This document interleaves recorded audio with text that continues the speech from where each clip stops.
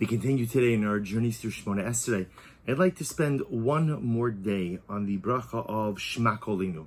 As I said in past shiurim, I feel that this bracha, I think many of us feel this bracha is perhaps one of the most dramatic parts of Shmona Esrei. Whereas in the other parts of Shmona Esrei, we're davening for something specific. HaKadosh Baruch Hu, give me this, or I need this, please grant me this. Shma Koleinu for many of us is the bracha where we just pour out our heart to HaKadosh Baruch Hu. You know, even in the, we'll call these supplemental tefillos, the Ana Hashem Chatosya Visiu Pashati, the ability to confess specific sins, the tefillos for Parnasa, in Eretz Yisrael, the tefillos for rainfall. Shma Koleinu is that bracha where we have the opportunity to really express ourselves almost in an unscripted form. Because remember again, Shma Koleinu Hashem Elokeinu chutz v'rachim v'kabel b'rachamim v'ratzon es tefilosenu. Accept our tefillos, HaKadosh Baruch Hu. Then there's that pause. There's that pause in the bracha. That's when you could add in the supplemental pieces, and that's when you could just add in whatever it is that's on your mind, whatever it is that's in your heart, whatever it is that's burdening you, and whatever it is that's causing you great joy. But the Gertzadik Baruch Meshbitz makes an amazing observation. You see, in Nusach Ashkenaz, so the bracha ends off by saying, Ki ata shomea tfilas amcha Yisrael berachamim. For you, Hashem, you hear the tefillah of your nation of Israel with compassion. In Nusach Sfard, the bracha ends a little bit differently. In Nusach Sfard, it's Ki ata shomea tfilas kol peh Yisrael berachamim. Because you hear the tfilas kol peh, literally the prayer of every Jewish mouth. Kol peh Yisrael berachamim. You hear the prayer that comes out of every mouth, every Jew. The tefillah that's uttered from their mouth, you hear. And Rav Baruch of Meshbitz says something amazing. What does that mean? Ki atar shomea tfilas kol peh. Just say Ki atar shomea tfilas amcha Yisrael. Meaning in this case, it appears that the nusach of the nusach Ashkenaz seems to be a bit more straightforward. You hear the tefillos of your people. What do you mean? You hear the tefillos of their mouths. So the Rav Baruch Meshbitz says something amazing. I want to quote to you. He says, Rotza lomar, sha'afilu im ha'tefillah hirak bepeh velo belev. He says, even if the tefillah is only from my mouth and not in my heart, afal pikein shomea Hashem yisbarach tefilasa berachamov hamerubim. Even if the tefillah is only coming from my mouth but not from my heart, HaKadosh Baruch Hu still listens. HaKadosh Baruch Hu is still attentive. Says Reb Baruch of Meshbitz something absolutely amazing.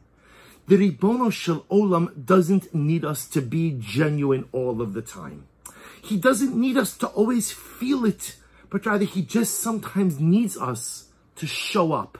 You see, sometimes when I daven, those words are just coming from my mouth. They're not coming from my heart. They're not coming from my soul. Sometimes those words don't even have so much meaning. Sometimes they don't even have so much kavana, so much concentration or intent. So a lot of times we're conditioned to think that a tefillah without kavana, davening without concentration, davening without intent, that's a wasted prayer. But the problem with that approach is, I would venture to say there's no one of us who always davens with kavana. No one of us. Every single davening, every shachas, mincha, ma'ariv, always is like a kol nidre, is always like in the ilah. I know that's not true for me. And I would venture to say most of us are in the same boat. Maybe a couple of times a week, maybe once a day if we're lucky, we get a tefillah that's filled with real kavanah. But the rest of the time, I'm going through the motions. I'm doing what I have to do. I show up. I show up. And says Rav Baruch of Meshbitz, Ki ato shomea tfilas kol peh. Even if the words are just coming out of my mouth, but they're not coming from my heart. Maybe they lack kavanah. Maybe they lack genuinity. Maybe they're not filled with so much emotion. But HaKadosh Baruch Hu, I'm showing up. I'm showing up. I'm here. I'm davening. I'm doing what you're asking of me. And maybe the tefillah is not storming the heavens. But I'm showing up because you're important to me, HaKadosh Baruch Hu. I'm showing up because the relationship is important to me, HaKadosh Baruch Hu. So maybe in this moment, I'm not feeling it so much, but I'm showing up. It says Reb Baruch HaMeshbitz, in the eyes of HaKadosh Baruch Hu, sometimes the most important thing is just showing up. I would venture to say this is true in many relationships. You know, even in the best of marriages, it's not passionate all of the time. And even in the best of friendships, or the best relationships between parents and children, there are times of intensity and times where it's just maybe could be even a little bit blah, a little bit bland, vanilla, nothing all that special.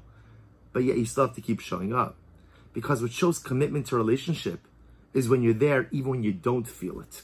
What shows commitment to a relationship is when you do what's expected of you even if you're not in the mood.